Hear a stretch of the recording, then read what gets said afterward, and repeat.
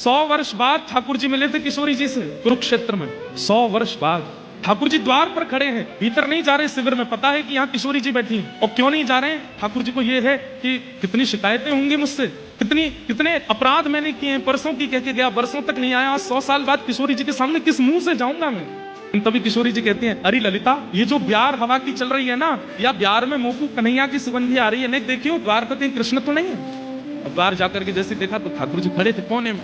जैसे ही ठाकुर जी देखे, शिकायतें तो बहुत थी, कहना तो बहुत था, लेकिन भूल गए, उठ करके तुरंत गई। और 100 वर्ष पहले की श्री किशोरी जी की प्रीति में और 100 वर्ष के विरह के बाद के आज के किशोरी जी की प्रीति में तनिक अंतर नहीं है। तुरंत हाथ पकड़ करके आओ श्याम सुंदर, बस हाँ नेत्र नहीं मिला पा रही है, लेकर के आई बैठा है। ललिता विशाखा से बोली, स्वरूप नेक रूखो रूखो लग रहा है, नेक श्रृंगार पेटी लेके आई हो, और श्रृंगार पेटी लेकर के ठाकुर जी का श्याम सुंदर का श्रृंगार कर रही है किशोरी जी।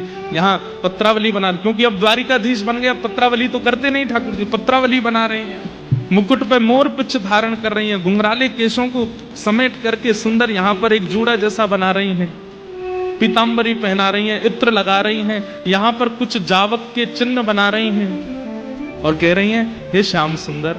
ठाकुर जी कहना चाह रहे हैं, श्री जी मुकुट क्षमा, बोले शांत रहो, ये सब बात मत करो। किस बात की क्षमा मांग रहे हो आप? मैंने 100 वर्ष का विरह दिया, 100 वर्ष तक नहीं आया मैं। किशोरी जी बोली, श्याम सुंदर, वास्तव में 100 वर्ष का अंतराल निकल गया, मैं भूल गई। जैसे ही आप सन्मुख आए तो ऐसा लगा कि मथुरा जाने से ठीक एक दिन पहले जो हमारी वार्ता हुई थी वो कल ही हुई थी, और उसके बाद आज आ गए हो। बीच का ये समय कहाँ चला गया मुझे नहीं पता।